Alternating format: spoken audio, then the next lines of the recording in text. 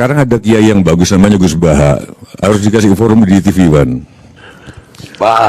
Gus Bahaudin, Ahmad Bahaudin Nur Salim. Itu bagus, Pak. Jadi gini, orang kikir itu sebutan dari ahli-ahli fikih. Menyebut kikir, Pak Karni kikir.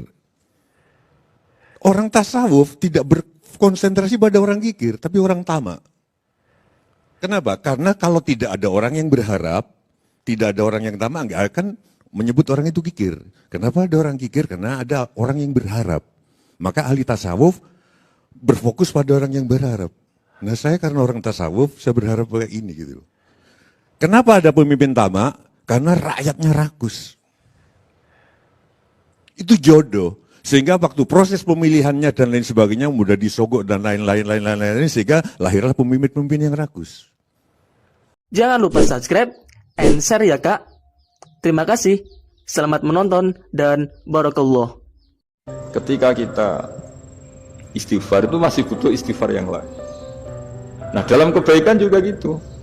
Ketika kita baik jadi orang soleh, ternyata bawaan kita ingin dihormati. Dulu sebelum kita soleh itu ya kalau di majelis di belakang nggak tersinggung, nggak diperlakukan khusus, nggak tersinggung. Tapi setelah kita soleh, setelah kita kiai, setelah kita dosen, setelah kita rektor, kalau nggak duduk di depan tuh kayak nggak diregani. Itu ya termasuk mental-mental yang kurang baik kalau dalam ilmu tasawuf. Justru setelah kita terpelajar, malah permintaannya aneh-aneh. Padahal agama ini hanya mengajarkan wa ma umiru illa liya'budu wa mukhlishina lahuddin. Agama ini hanya mengajarkan kalau ingin jadi orang soleh yang ikhlas. Kalau ingin jadi dosen, dosen yang ikhlas. Kalau ingin jadi guru, ya guru yang ikhlas. Karena biaya ndak ikhlas itu mahal sekali. Dan kalau sudah mahal sekali ini negara bisa jebol, sistem sosial bisa jebol. Jadi ini hal-hal yang khas kiai karena kalau yang kajian kampus saya yakin Pak Rektor, Pak Wakil Rektor dan Pak Ketua Yayasan lebih tahu, anak-anak mahasiswa lebih tahu. Saya kalau ngaji di kampus memang kan cerita khas pesantren karena justru ini saling melengkapi. Saya tidak perlu basa-basi bicara ilmu khas mereka karena mereka lebih tahu. Kalau dalam bahasa Rasulullah SAW, antum a'lamu bi umuri dunyakum. Kamu lebih tahu tentang urusan yang kamu geluti. Tapi kalau urusan akhirat, urusan agama mungkin karena kita yang menekuni itu mungkin kita lebih tahu. Nah, di antara ilmu yang saya utarakan hari ini, sore ini bahwa orang soleh sendiri itu sebetulnya nanti masih ditanya sama Allah tadi. Kenapa kamu nyembah saya? Karena ingin masuk surga. Kenapa kamu nyembah saya? Takut neraka. Lalu kamu tidak hormat saya, kata Allah. Ketika saya tidak bikin surga, tidak bikin neraka.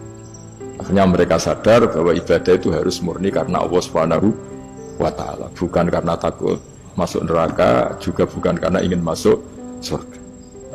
Ya sama seperti kita mencintai anak kita, yaitu sebagai karena anak kita. Jangan karena anak kita ranking 1, anak kita kumplot, lalu terus kita membiarkan anak kita saat ada anak kelas. Toh tetap anak kita. Saya mencintai suami saya karena dosen penghasilannya banyak, lalu suatu saat kalau ada masalah di PHK atau ada masalah terus tidak suami kan. Makanya di sini agama itu sangat menyarankan kesejatian. Jadi dia suami kita, dia anak kita, apapun kondisinya.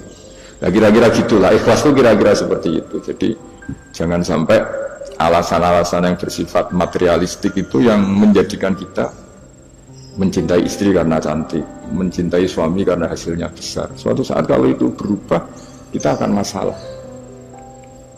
Di sini agama menyarankan ikhlas. Makanya semua kitab di khazanah kita dimulai bab niat. Bab niat itu begini. Sehingga ada seorang yang tanya, kenapa ahli surga masuk surga selamanya? Padahal amalnya paling banter 80 tahun. Tetapi kenapa ahli neraka akhirnya masuk neraka sampai selamanya? Padahal kalaupun dia bejat hanya 80 tahun. Itu dijawab oleh ulama-ulama. Orang mukmin itu berkomitmen akan iman andikan hidupnya selama-lamanya, sehingga dibalas dengan masuk surga selama-lamanya. Sementara orang yang fasik, yang berbuat hanya mengumbar nafsu, bayangan dia kalaupun hidup 1000 tahun ya akan begitu terus. Dan dia ketika mati dengan status dia berencana andikan sehat maksiat terus. Karena punya rencana seperti itu diganjar neraka yang selamanya lama. Maka saya mohon niat ini juga yang harus mengilhami para rektor, para dosen, Andai kan sudah ada jabat pun tetap berkomitmen pada institusinya, pada yayasannya. Jangan kalau jabat serius, sekali tidak jabat malah ganggu. Itu nggak boleh. Harus. Saya sendiri juga gitu. Saya populer apa enggak, saya keren apa enggak, saya akan berkomitmen tetap mengkhidmati agama ini. Nah, dengan seperti itu berarti sudah biniyatin solihatin, punya niat yang baik.